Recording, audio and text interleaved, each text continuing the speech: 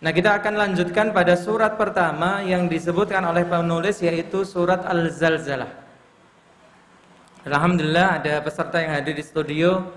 Saya persilahkan, monggo. Satu baca Arabnya, satu baca terjemahnya. Saya yang baca Arabnya. Monggo, salah satu. Pakai mic ya. Mas Dobi.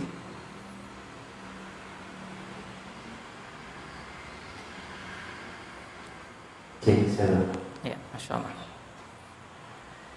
Bismillahirrahmanirrahim. Sudah ta'awud tadi? Sudah baca ta'awud? Ayo, baca ta'awud dulu. A'udzu billahi minasyaitonir rajim. Bismillahirrahmanirrahim. Idza zulzilatil ardu zilzalaha wa akhrajatil ardu athqalaha wa qala al-insanu ma laha yawma idzin tuhaddithu akhbaraha bi anna rabbaka awha laha yawma idzin yasdurun nasu astatan liyuraw a'malahum faman ya'mal mithqala dzarratin khairan yarah wa man ya'mal mithqala dzarratin syarran yarah.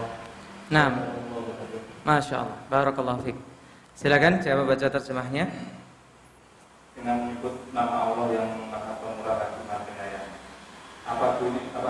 Apabila bumi diguncangkan dengan guncangan yang dahsyat dan bumi telah mengeluarkan beban-beban berat yang digandengnya, dan manusia bertanya, mengapa bumi menjadi begini? Pada hari itu bumi menceritakan beritanya, karena sesungguhnya Tuhannya telah memerintahkan yang sedemikian ini padanya. Pada hari itu manusia keluar dari kuburnya dalam keadaan bermacam-macam, supaya diperlihatkan kepada mereka balasan pekerjaan mereka.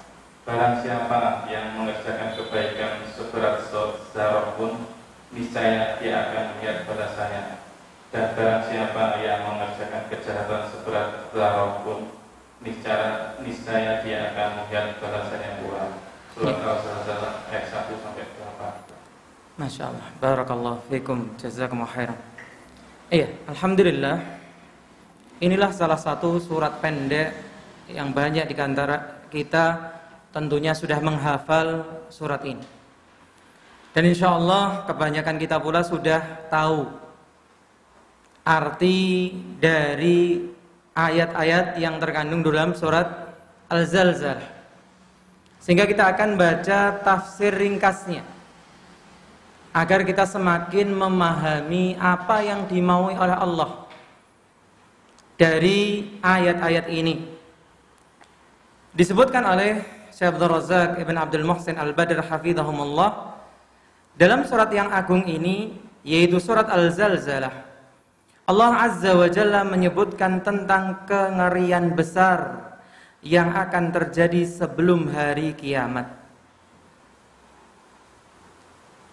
Jadi di antara keimanan yang kita yakini bersama, bahwa dunia ini akan ada endingnya, ada akhirnya.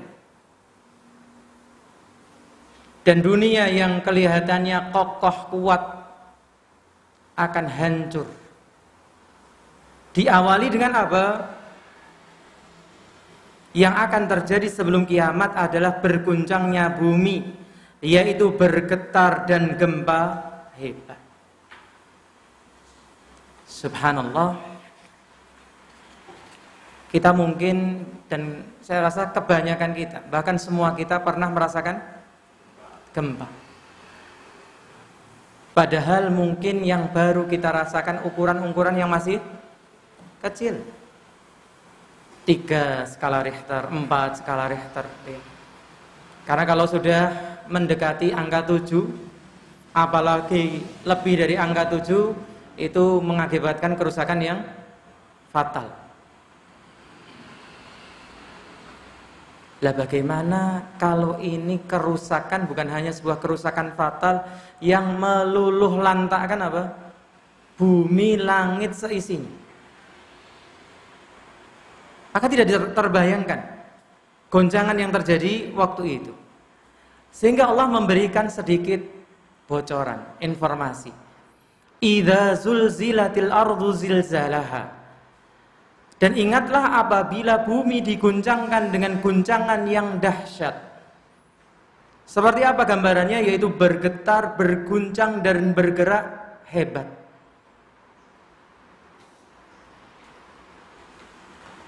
Di kasus atau di bencana mana? Palu ya.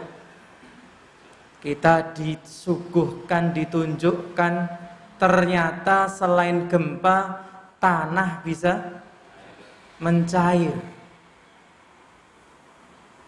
Dia larut seperti cairan, berjalan seperti air. Subhanallah.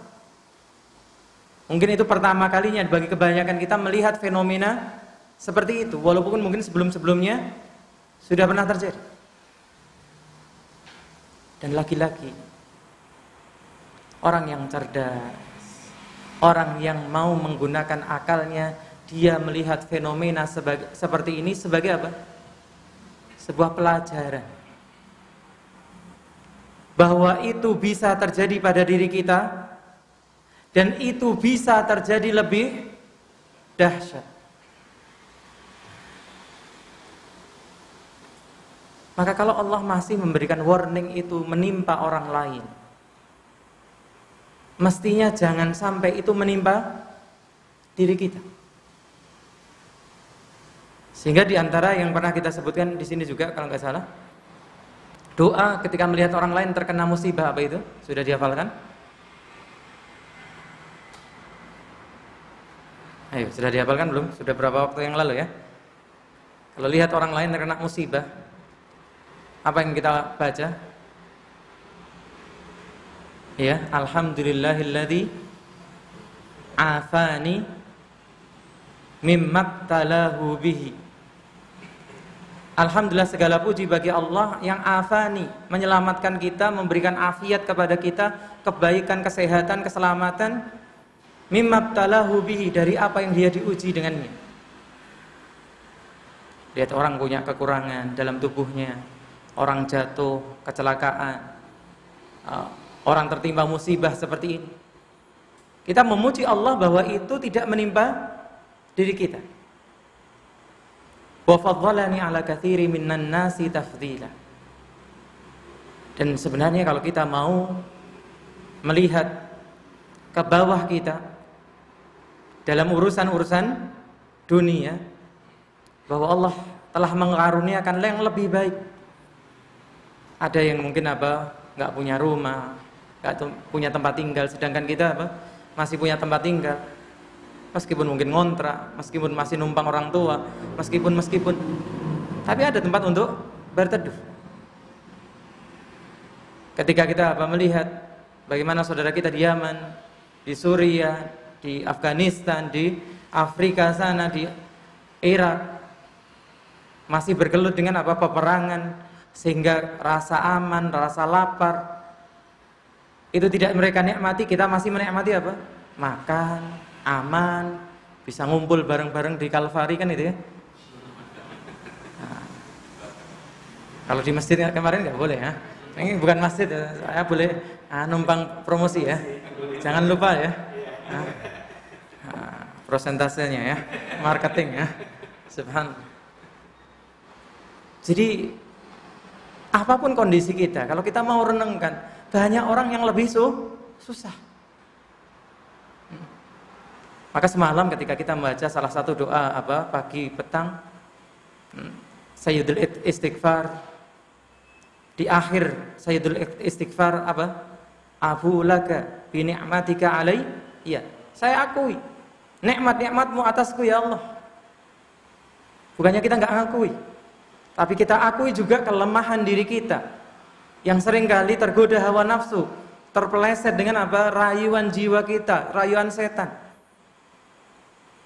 Wa abu laka bidam bi. maka saya akui juga dosa-dosaku. Faghfirli fa innahu la yaghfiru dzunuba illa anta. Maka subhanallah, kita seharusnya mengambil ibrah, pelajaran. Kita mengambil kejadian-kejadian yang terjadi di negeri kita ini, agar kita seharusnya semakin baik. Ketika ini tidak menimpa diri kita, berarti Allah masih memberi kesempatan untuk kita memperbaiki diri, untuk bertaubat, untuk semakin baik esok harinya.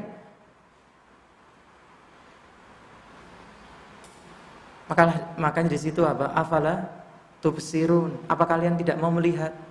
Afala tatadzakkarun, apa kalian tidak mau mengingat?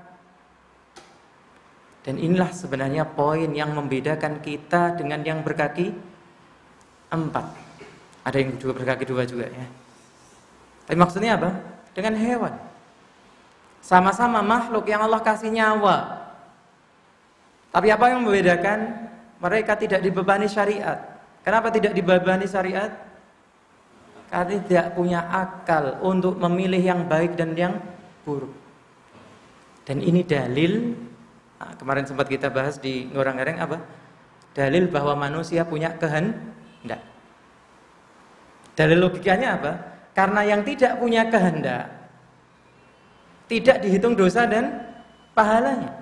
Siapa yang nggak punya kehendak misalnya? Malaikat. Enggak, manusia. Manusia siapa yang nggak punya kehendak? Orang kehilangan akal. Ini sebenarnya yang kedua. Orang nggak kehilangan akal itu nggak punya kemampuan. Ya, tapi juga mungkin dianggap nggak punya kehendak. Siapa yang nggak punya kehendak? Orang yang dipaksa berkata kekufuran, berbuat kemaksiatan di atas ancaman pistol. Kalau nggak ngomong kekafiran, tak tembak. Kafir nggak? Kafir nggak? Enggak, selama dia masih beriman di hatinya, meskipun mulutnya mengeluarkan kata-kata kekafiran. Berarti manusia itu kapan dianggap berpahala, dianggap berdosa? Kalau perbuatan dilakukan dengan kehendaknya, dengan kemampuannya, yang itu tidak lepas dari kehendak Allah. Kemudian Allah mengatakan wa akhrajatil ardu athqalaha, dan bumi telah mengeluarkan beban-beban berat yang dikandungnya. Jadi bumi ini ya, mungkin ya nanti debat lagi ya. Yang berbentuk bulat ini seperti perut seorang ibu yang mengandung bayi.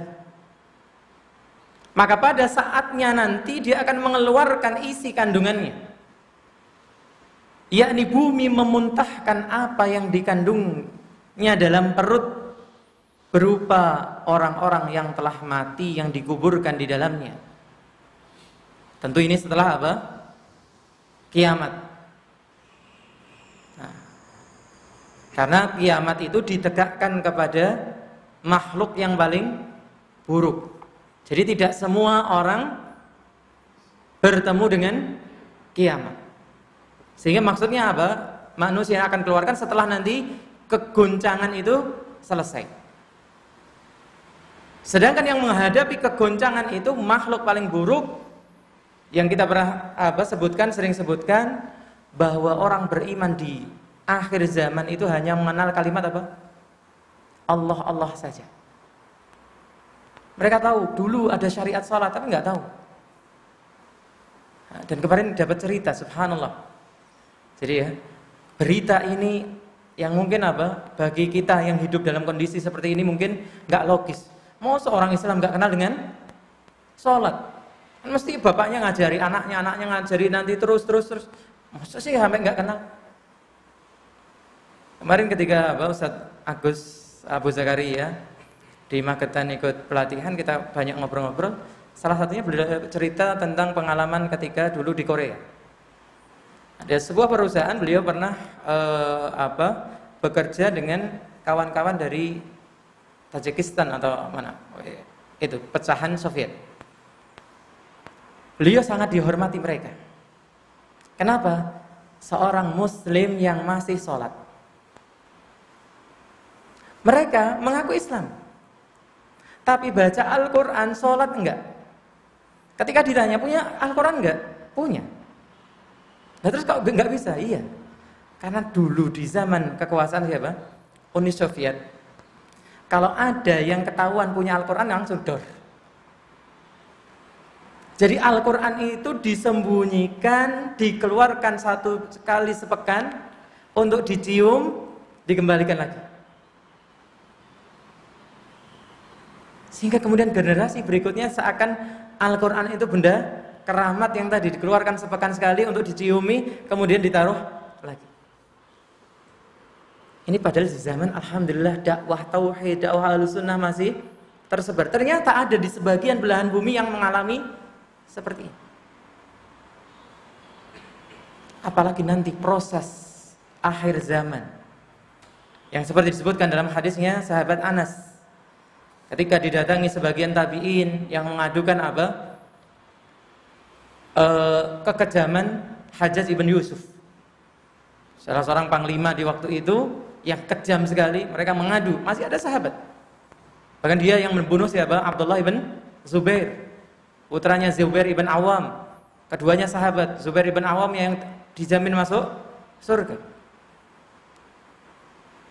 Nah ini apa jawabnya sahabat Anas? Isbiru. Melihat kekejaman seperti itu disuruh apa? Sabar. Fa innahu la ya'ti zamanun illa alladhi ba'dahu syarrun minhu. Seburuk-buruk apapun kondisi kita sekarang ini, tidaklah datang suatu masa yang berikutnya lebih buruk. Loh nyatanya kita lebih aman sekarang Ustaz daripada zaman mbah-mbah dulu apa? Zaman ngungsi. Itu ya, zaman penjajahan. Lebih buruk dari segi apa? Segi keagamaan, keilmuan, keimanan, ketakwaan. Dari masa ke masa itu selalu melorot. Sehingga lihat kualitas akhlak anak-anak sekarang kalau dibandingkan ya, anak SMP sekarang, anak SD sekarang dengan zaman kita. Jangan zaman kita nih, mungkin ada yang nggak terima. Diomong sejaman dengan saya. Kalau masa kok nggak apa-apa. Dibilang dengan sejaman dengan saya. Ya. Ngenomi ya Mas ya. Nom aku apa kok ya Mas? Kalau wajahnya boros saya kayaknya. Subhanallah. Maka itu faktanya demikian. Maka tidak heran di akhir zaman orang beriman itu hanya tahu kalimat apa? Allah, Allah saja. Lah kalau yang beriman saja seperti itu, terus yang kafir kok seperti apa? Sehingga sebelum dibangkitkannya kiamat Allah tiupkan angin yang dikatakan dalam sebagian riwayat lebih lembut daripada sutra, lebih wangi daripada misik. Apa fungsinya ini? Detektor, radar. Setiap hati yang masih tersisa apa? Keimanan ketika menghirup angin tersebut diwafatkan.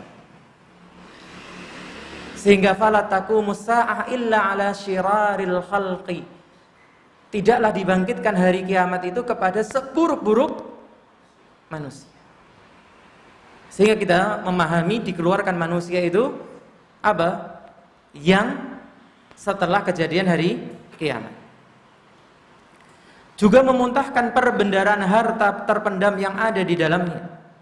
Dan dimuntahkannya manusia dari perut bumi ini adalah pemberitahuan akan terjadinya hari kiamat dan hari menghadap kepada Allah Subhanahu wa ta'ala.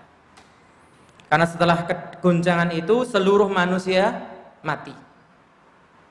Jadi trompet yang pertama adalah untuk apa? Membangkitkan hari kiamat, sehingga yang masih tersisa waktu itu mati semua. Kemudian tiupan yang kedua adalah menghidupkan yang semuanya telah mati. Nah manusia yang ada, yang masih hidup di waktu itu, waqalal insanu ma laha. Dan manusia yang masih ada waktu itu bertanya, mengapa bumi menjadi begini? Ada apa dengan bumi ini? Goncang, muntah-muntah. Yakni manusia akan bangkit dari kuburnya menuju tempat berkumpulnya dan berdiri di hadapan Tuhannya. Ini berarti sudah apa? Tiupan yang kedua. Dalam keadaan penuh kengerian dan dengan semua peristiwa yang luar biasa dan pemandangan yang mencengangkan, sambil berkata, ada apa dengannya? Kenapa bumi menjadi seperti ini? Maka dijawab, yauma idzin, pada hari itu, yaitu pada hari kiamat, tuhadditsu akhbaraha, bumi menceritakan beritanya. Bumi akan berbicara tentang apa yang ada di atasnya dan segala yang telah dilakukan oleh manusia di atasnya berupa kebaikan maupun keburukan. Aneh nggak bumi kok bisa berbicara?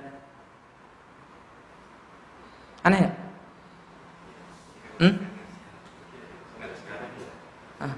Sekarang iya? Oh, sekarang iya nih. Antum nggak pernah mendampingi anaknya mainan itu yang kucing, halo, halo? Hah? Nggak pernah? Oh belum ya, anaknya belum mainan itu. Si Mahir belum ya? Belum mahir. Hah? Subhanallah. Ini loh, benda mati bisa dibikin ngomong sama manusia. Makanya seringkali saya menyampaikan apa? Kita bersyukur hidup di zaman teknologi seperti ini. Hal-hal yang 14 abad lalu atau mungkin sekian puluh tahun lalu, sekian ratus tahun yang lalu apa? Susah difahami. Bumi kok berbicara? Benda mati kok bisa ngomong? Beda kalau tentunya kalau Allah berkehendak. Itu kalau sudah begitu kan berbicara iman. Kita sekarang berbicara logika. Ini loh, benda mati, manusia bisa bikin berbicara. Apalagi yang bikin manusia. Maka untuk membuat bumi berbicara, tangan kita nanti berbicara, kaki kita berbicara, ketika mulut kita dikunci. Bukan perkara yang aneh. Jadi kita ini bersyukur hidup di zaman yang alhamdulillah membantu kita memahami apa yang Allah kehendaki.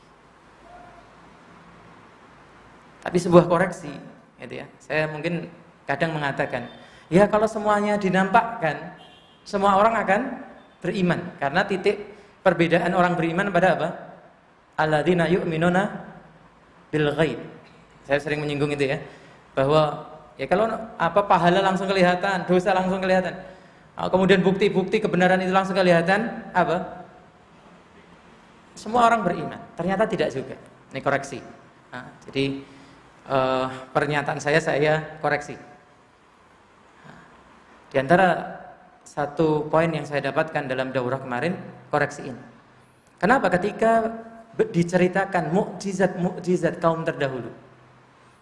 Apakah ketika sudah ditunjukkan mukjizat itu semuanya beriman? Enggak. Termasuk juga kalau kita berbicara, gitu ya. Ada teman kemarin cerita tentang kawannya yang mendalami apa masalah jantung, masalah kesehatan. Dia sangat kagum bahwa di tubuh kita ini kalau ada yang hilang, ternyata ada bagian lain yang bisa digunakan untuk menutupi. Jadi kalau la qadarullah gitu ya, ada seorang kecelakaan, kemudian terluka. Yang luka ini hilang misalnya, bagian itu hilang, itu bisa diganti dengan bagian yang lain. Subhanallah. Tapi nyatanya apa? Si teman ini masih belum mendapatkan petunjuk. Masih non muslim kalau nggak salah. Dan banyak kita lihat apa? Profesor-profesor, ilmuwan-ilmuwan barat itu kalau menceritakan tentang apa keajaiban tubuh dan sebagainya, apakah kemudian mereka beriman? Belum. Atau tidak. Maka subhanallah, ternyata ini menjadikan iman itu semakin mahal. Karena ternyata tidak setiap orang yang melihat seperti ini, loh kita tuh sadar loh, benda mati seperti ini bisa ngomong. Ini yang bikin manusia yang lemah. Tapi kok nggak percaya kalau Allah bisa membuat apa? tali silaturahim ngomong, Al-Quran nanti bisa ngomong, tangan kaki kita bisa ngomong, bumi pun bisa ngomong. Jadi subhanallah, inilah apa? Hidayah. Inilah petunjuk. Ketika seseorang sudah mendapatkannya seperti ini, harus dijaga baik-baik. Yang kita katakan kemarin, kullun muyassarun lima khuliqalah. Setiap orang dimudahkan kepada takdir yang dia diciptakan untuknya. Sehingga yang dimudahkan untuk kebaikan, apa pesannya? Jagalah. Yang dimudahkan kepada kebaikan dijaga, supaya kemudahan itu sampai pada endingnya surga. Sedangkan yang dimudahkan pada keburukan, apa pesannya? Sadarlah. Kalau itu diterus-teruskan, ya sampai pada endingnya. Apa endingnya? Neraka. Maka seharusnya kita tidak heran dengan informasi-informasi seperti ini. Karena kita dimudahkan hidup dengan teknologi seperti ini.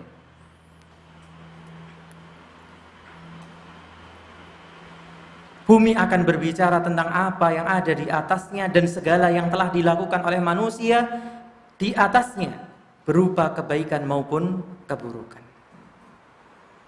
Sehingga di sini yang pertama apa? Ini faidah kenapa kita itu kalau sholat sunnah disunnahkan berpindah tempat, supaya semakin banyak bagian bumi akan menjadi saksi untuk kita nanti. Seperti halnya apa? Pengadilan dunia. Kalau saksinya semakin banyak, semakin menguatkan enggak? Iya. Maka itu salah satu hikmahnya yang diterangkan para ulama. Di sisi yang lain, ketika bumi ini menjadi saksi untuk kebaikan, ternyata juga menjadi saksi apa? Keburukan. Sehingga pernah dikatakan oleh seorang ulama, silahkan Anda berbuat maksiat. Syaratnya satu, atau dia mengatakan dua. Apa yang pertama? Carilah tempat yang bukan dan tidak diketahui oleh Allah, bukan miliknya Allah dan tidak diketahui oleh Allah. Di mana tempatnya? Nah, kalau seluruh alam ini miliknya Allah, di mana kita mau berbuat maksiat? Dan yang kedua apa? Jangan menggunakan nikmatnya Allah ketika berbuat maksiat. Kira-kira mau berbuat maksiat pakai apa?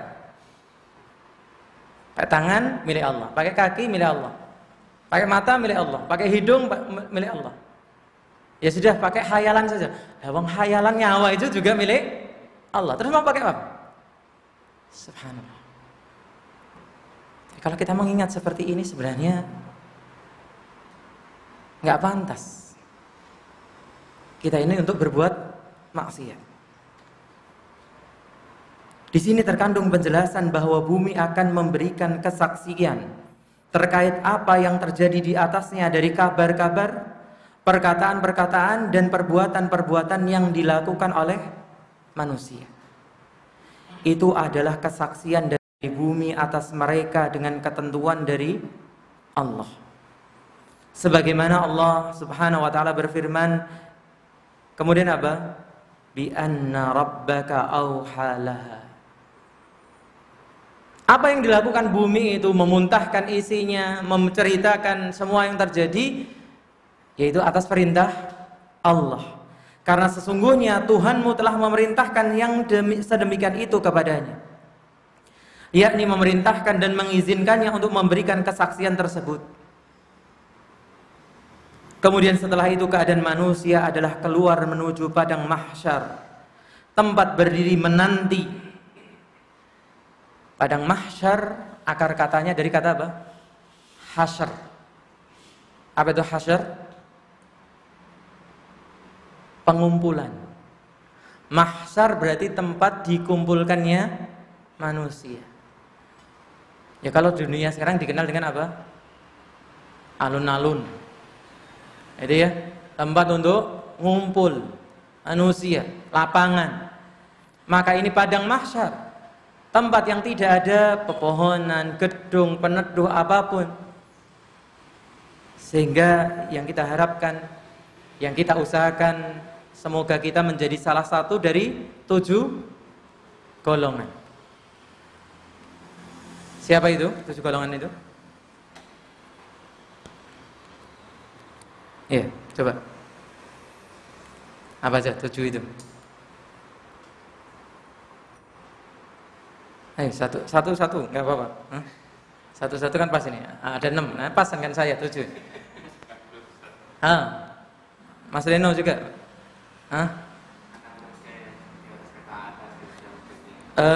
Pemuda yang tumbuh dalam ketaatan. Apalagi? Bersedekah sembunyi-sembunyi sehingga yang disedekahkan tangan kanan tidak diketahui tangan kiri. Apalagi?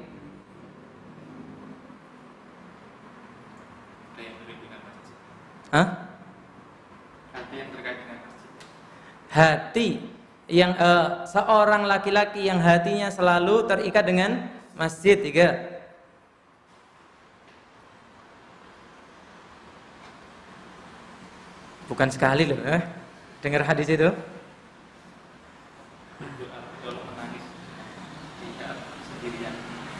Seseorang yang mengingat Allah sendirian sampai meleleh air matanya, menangis.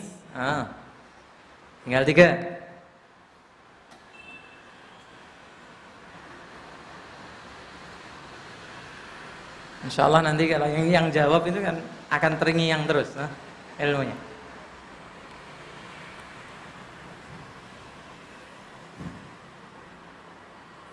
Apa? 2 orang saling mencintai, bersatu karena Allah, berpisah karena Allah. Seorang laki-laki yang dirayu, wanita cantik berkedudukan, dia menolak, mengatakan saya takut kepada Allah. Satu lagi, pemimpin yang adil, masya Allah. Gak macet gitu ya. Itu yang nomor 1 malahan ya. Al-imamul adil, pemimpin yang adil. Maka ini yang kita harapkan. Di saat kita dikumpulkan, kita masih mendapatkan naungan. Di hari tidak ada naungan kecuali naungannya Allah. Kemudian setelah itu keadaan manusia adalah keluar menuju padang mahsyar, tempat berdiri menanti untuk mendapatkan balasan dan perhitungan amal masing-masing sesuai dengan amalnya. Sehingga dikatakan apa? Yauma idzin, pada hari itu, yaitu pada hari kiamat, yasdurun nasu ashtatan. Manusia keluar dari kuburnya dalam keadaan apa? Ashtat. Bermacam-macam, berkelompok-kelompok sesuai dengan golongannya, yakni dengan berdiri berbagai ragam tersendiri dan jenis-jenis, di mana masing-masing sesuai dengan amalnya, yang baik maupun yang buruk. Dan sebenarnya ini sudah sedari di dunia.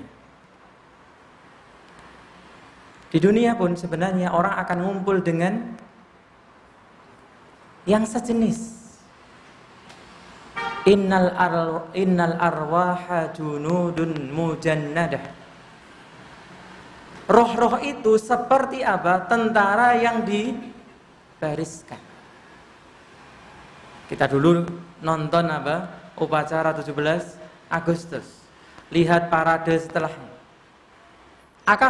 Pernahkah kita melihat baret merah campur dengan yang apa? Merah. Campur dengan yang ungu. Campur dengan yang apa lagi? Biru, hijau, biar pelangi bagus gitu ya.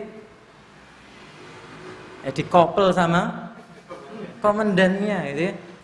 Mau kasih sepatu PDL gitu ya. Subhanallah. Gambaran manusia sebenarnya begitu. Kalau jiwanya yang hijau akan kumpul dengan hijau, jiwanya yang biru akan kumpul yang biru, jiwanya yang baik kumpulnya senang dengan yang baik. Kalau jiwanya enggak baik akan senang kumpul dengan yang baik. Maka kemarin ketika tanya itu, siapa? Mas Arif ya? yang tanya? Tentang komunitas. Ingin mendakwai komunitas malah terdakwai. Ingin mewarnai ta'lim malah terwarnai. Ya sudah, mending ngumpul dengan yang sejenis saja. Itu menyalahi kodrat. Orang memaksakan diri untuk apa? Kumpul dengan yang tidak sejenis, akan terwarnai. Kecuali memang dia punya kemampuan lebih untuk mewarnai, merubah warna itu. Kenapa? Karena nanti di akhirat pun kita akan dikumpulkan dengan yang sejenis, serupa dengan amalnya. Sehingga apa? Liurau a'malahum. Mereka bangkit sesuai dengan kelompoknya supaya diperlihatkan kepada mereka balasan pekerjaan mereka. Yakni mereka melihat dengan mata kepala mereka sendiri, menyaksikan langsung dan berdiri di hadapan semua amal yang telah mereka lakukan. Seperti disebutkan dalam hadis, ketika kita berdiri di padang mahsyar, nengok kanan, apa yang bisa kita lihat? Amal kita. Nengok ke kiri, apa yang bisa dilihat? Amal kita. Nengok ke depan, api neraka. Maka yang bisa gandeng kita melewati api neraka itu apa? Amal kita. Bahkan sebelum hari itu, ketika disebutkan mengiringi seorang manusia ke kuburnya, berapa yang mengiringi? Berapa yang mengiringi? Tergantung orangnya, Ustaz. Bukan maksudnya jumlah orang yang mengiringi. Berapa jenis yang mengiringi? 3. Apa itu? Harta, keluarga, dan amal. Terus ketika mengiringi sudah sampai kuburan, 3-tiganya mau menemani? Enggak. Apa yang terjadi kemudian? Yang 2 pulang, yang 1 menemani. Siapa yang pulang? Harta dan keluarga. Subhanallah.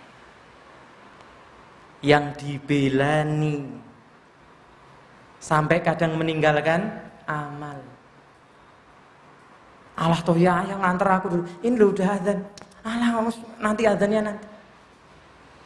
Gak sayang sama aku, gak cinta. Subhanallah. Kadang sebagian istri jadi fitnah bagi suaminya. Ternyata kalau kita mati, siapa yang akan menemani kita? Si amal yang kita kadang lupakan, lalaikan demi harta. Itu ya, gawian gitu, sik ngamalnya. Subhanallah.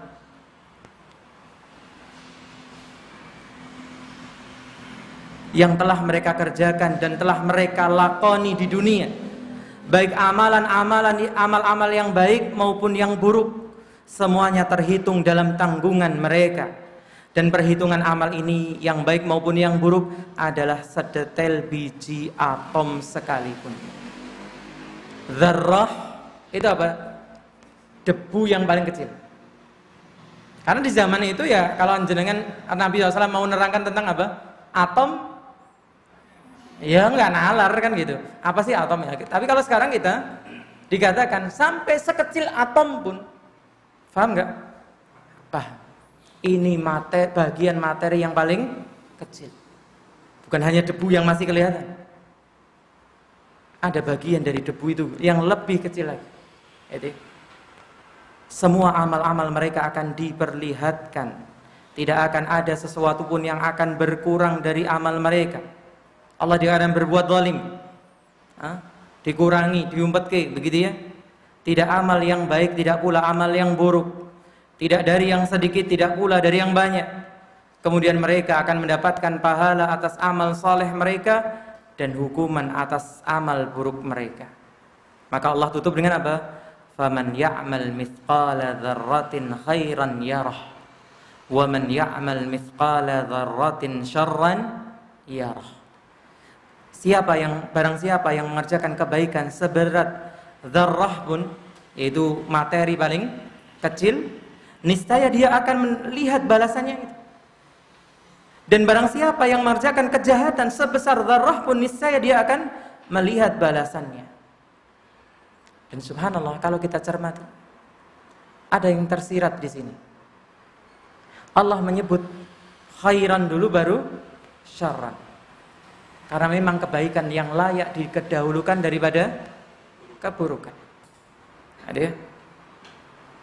Kata dzarrah adalah kata tunggal dari semut-semut yang kecil. Aslinya dzarrah itu apa? Semut yang paling kecil. Maka timbangan pada hari kiamat itu sedetail semut-semut kecil. Bahkan jauh lebih detail. Nah, kalau teknologi manusia bisa menimbang atom, maka apalagi teknologinya Allah. Di sini terkandung peringatan bagi hamba-hamba Allah agar tidak meremehkan amal-amal kebaikan sekecil apapun. Sehingga jangan sampai kita meremehkan apa? Setiap kebaikan yang bisa kita lakukan. Khususnya sekarang kita di awal-awal bulan Dzulhijjah. Ya ayyuhan nas khudhu minal a'mali ma tutiqun. Wahai sekalian manusia, ambil amalan-amalan itu apa yang kalian mampu. Fa inna ahabbal a'mali indallahi adwamuha wa in qalla. Amal yang paling Allah cintai itu yang paling kontinu meskipun terlihat sedikit. Faman ya'mal mithqala dzarratin. Barang siapa, di situ dikatakan ittaqun nar walau bisyikki tamratin. Takutlah, berlindunglah dari neraka sekalipun hanya dengan apa? Bersedekah dengan separuh kurma. Ada orang puasa, kasih kurma. Ada orang senang kurma, kasih kurma. Karena memang di Indonesia nggak semuanya senang kurma. Atau apa yang lainnya, yang nilainya mungkin sesederhana kurma. Apa ini? Minuman. Ini berapa nilainya ini? 1.000 mungkin ya? 1.000. Subhanallah. Tapi pahala. Ketika itu yang minum siapa? Orang bertakwa, menguatkan ketakwaannya. Yang minum orang berbuka puasa. Subhanallah. Yakni apa? Faman ya'mal mithqala dzarratin. Barang siapa mengerjakan amal seberat zarah pun.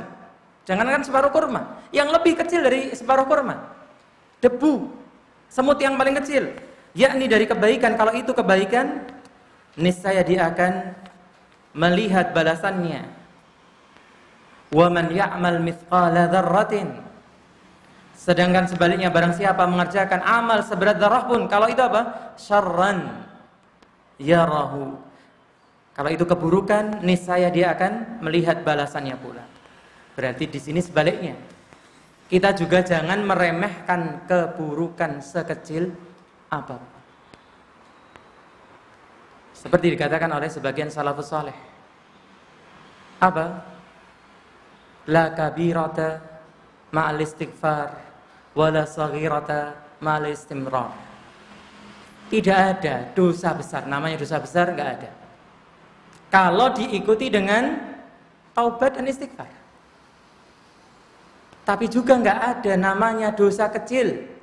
Yang ada semuanya besar, kapan? Kalau dosanya kecil tapi terus menerus. Maka dikatakan la kabirata ma'a al-istighfar, tidak ada namanya dosa besar. Semua dosa akan dihapuskan kalau diikuti dengan istighfar. Dan tidak ada dosa kecil kalau terus menerus. Di sini terkandung peringatan dari sikap meremehkan dosa-dosa sebagaimana disebutkan dalam hadis Ummul Mukminin Aisyah radhiyallahu anha, iyyakum wa muhaqqiratil a'mal fa innalaha minallahi taliban. Jauhilah oleh kalian perbuatan-perbuatan dosa yang dianggap remeh, karena sesungguhnya ia ada yang menuntutnya dari Allah. Dan bisa jadi dosa yang diremehkan seseorang menjadi pintu kebinasaan. Seperti kisah Muadzin itu, yang tidak menjaga pandangannya, akhirnya pandangannya apa? Jatuh pada seorang wanita yang sedang mandi. Muadzin apa? Di atas menara. Nah, dia tidak menjaga pandangannya karena dia bisa melihat sekelilingnya. Akhirnya jatuh syahwat di dalam hatinya. Sedangkan wanita ini wanita Nasraniyah. Dia ingin menikahinya. Lihat, setan menggodanya. Bukan ingin berpacaran, bukan ingin apa? Selingkuh. Istrimu semangatku. Alhamdulillah. Kemarin karena ada yang konsultasi gitu ya. Nasallallahu salamah wal afiyah. Bukan. Setan masih apa? Halus. Kamu ramar dia, persunting jadi istri. Padahal apa? Syahwat sudah menguasai diri. Akhirnya ketika dilamar apa? Saya nggak akan menikah dengan seorang muslim. Maka ketika hati sudah dikuasai syahwat apa? Saya siap keluar dari Islam. Sampai seperti itu. Dan ketika sudah keluar dari Islam dan menyatakan siap kan sudah apa? Berarti sudah batal keislaman. Si wanita mengatakan, kamu biasanya mengumandangkan azan, menyatakan keislamanmu naik ke atas tempat yang tinggi. Coba kamu umumkan itu. Keluarnya kamu dari Islam dari tempat yang tinggi, naik ke genteng, terpeleset, mati. Belum sampai menikmati apa? Syahwatnya. Hanya karena dosa kecil. Itu enggak dosa besar. Melihat aurat apa? Wanita. Dosa besar atau kecil? Kecil karena enggak ada ancaman khusus. Dosa besar itu zinanya. Yang ada ancaman khususnya. Ingat pelajaran apa? Al-kabair. Tapi kalau seseorang meremehkan dosa kecil, bisa jadi itu pintu kebinasaannya. Bahkan wajib menjauhi dosa-dosa yang besar maupun yang kecil. Dan jika telah terlanjur terjerumus padanya, maka bersegeralah untuk bertaubat dan kembali kepada Allah Subhanahu wa ta'ala. Wallahu ta'ala alam. Yang bisa kita baca kesempatan sore hari ini, alhamdulillah selesai satu surat lagi. Semoga bermanfaat, memberikan ibrah, pelajaran bagi kita, menjadi tambahan keimanan kita, sehingga menambah semangat kita beramal kebaikan dan menjauhi keburukan. Wallahu ta'ala alam. Wa sallallahu ala nabiyyina Muhammadin wa ala alihi wa sahbihi ajma'in. Subhanakallahumma wa bihamdika asyhadu an la ilaha illa anta astaghfiruka wa atubu ilaik. Assalamualaikum warahmatullahi wabarakatuh.